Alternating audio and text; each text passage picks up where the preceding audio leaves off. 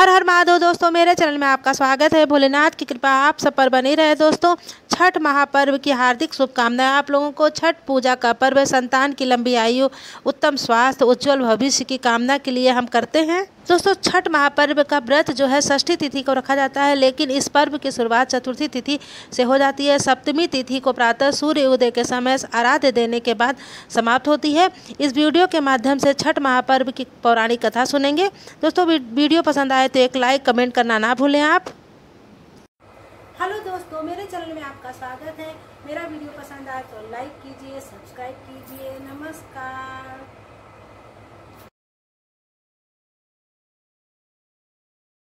दोस्तों, बहुत समय पहले की बात है कि एक बूढ़ी अम्मा थी, उसके एक बेटा बहू थे।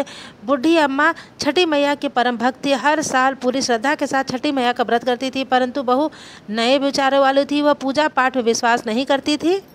एक बार बूढ़ी अम्मा छठ करने की तैयारी कर रही थी। बूढ़ी अम्मा की बहू उन पर हंसने लगी और बोली, अम्मा, दुनिया कहाँ से कहाँ चली गई, लोग आसमान छू रहे हैं, लेकिन आज भी आप इतनी विश्वासी हो कि छठी मैया पर विश्वास करती हो। बहू की छठी मैया पर इस प्रकार के कहने पर भी बूढ़ी अम्मा पर कोई असर नहीं पड़ा। बूढ़ी अम्मा पर बहू की बातों का कोई असर नहीं पड़ा। वो अपनी तैयारी करती रही। बहू फिर बोली, अब यह सब बेकार है अम्मा, इस उम्र में 3 दिन तुम भूखी रहोगी, खुद को मुसीबत में डालोगी। न जाने क्यों लोग भूखे प्यासे रह के खुद को सताते हैं। नई बहू की बातें सुनकर बूढ़ी अम्मा मुस्कुराई, बोली, बहू, शादी के बाद मेरी संतान नहीं हो रही थी, तब मैंने छठी मैया का व्रत किया। छठी मैया ने मेरी पुकार सुन ली। तेरा पति छठी मैया का ही प्रसाद है। बूढ़ी माँ बहू से बोली, इस वर्ष बहू तू भी छठी मैया का व्रत कर, तेरी पुकार छठी मैया सुन लेंगी, तेरी गोद भी हरी हो जाएगी। नए युग की, नए सोच की बहू किसी की बात सुनने वाली नहीं थी। बोली, पूजा पाठ मैं नहीं करती, सुंदर पति मिला है, सुंदर जीवन मिला है, आलीशान घर है, दिन रात मस्ती में रहती हूँ। गांव में मेरे जैसा धनवान कोई नहीं है। सासू माँ इस दुनिया में कर्म प्रधान है। बूढ़ी माँ के लाख समझाने पर भी बहू पर कोई असर नहीं पड़ा। इतने में बूढ़ी अम्मा का बेटा आ गया। बोला, ठीक है, तुम पूजा पाठ मत करो, लेकिन तैयार तो हो जाओ। माँ से क्यों झगड़ा करती हो, जाकर तैयार हो, छठ मैया के घाट पर जाना है, बहुत समय हो गया है। तो बहू तैयार होने लगी, लेकिन बहुत खिन्न मन से वो घाट पर जाती है, लेकिन पूजा पाठ करने के बजाय वो मेला घूमने लगती। खुद को अपने पति से कहती कि मैं मेला घूमने जा रही हूँ। हलवाई के पास जाकर स्वादिष्ट पकवानों का मजा लेती। पति मेला में ढूंढता ढूंढता पत्नी के पास गया। बोला, तुम यहाँ आकर के बैठी हो, तुम्हें माँ के पास कुछ देर बैठना चाहिए। तो झुझला कर बोली, मैं पूजा पाठ नहीं करती, मैं मेला घूमूंगी, तुम ही पूजा पाठ करो। पति चला जाता है। वो नदी में जैसे ही घुसता है स्नान करने के लिए, डुबकी लगाता है। डुबकी लगाते ही उसका पति डूब जाता है। जोर जोर से चीखने लगता है, लेकिन उसके पति की आवाज़ किसी को सुनाई नहीं पड़ती है। बूढ़ी अम्मा को पता चलता है कि उसका बेटा डूब गया। वो जोर जोर से रोने लगती है। कहती है, छठी मैया, माँ, मैंने तेरी भक्ति की है, मेरी गोद सूनी कर दी तुमने। माँ, हमसे क्या भूल हो गई, घाट पे हम तुम्हारी पूजा करने आए थे, तुमने हमारी दुनिया उजाड़ दी।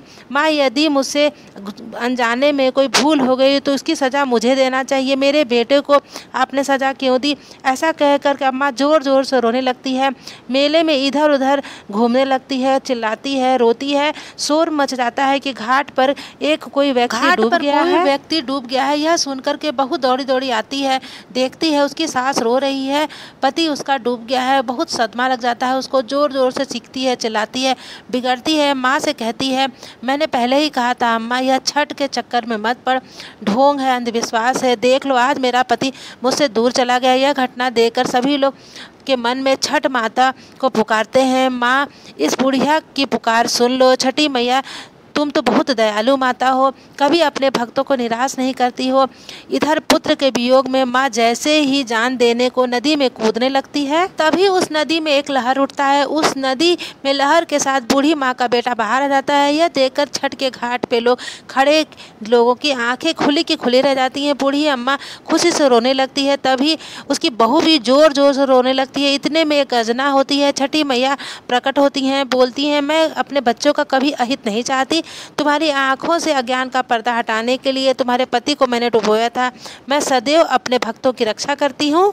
इस कलयुग में जो भक्त मेरी पूजा करते हैं उनकी मनोकामना पूर्ण करती हूँ, यह कहकर छठी मैया अंतर्धान हो गई। घाट पर मौजूद सभी लोग छठी मैया का जयकारा लगाने लगे। दोस्तों मेरा वीडियो कैसा लगा कमेंट जरूर करिए, कमेंट बॉक्स में लिखिए हर हर महादेव। नमस्कार, अब मिलेंगे अगले वीडियो में।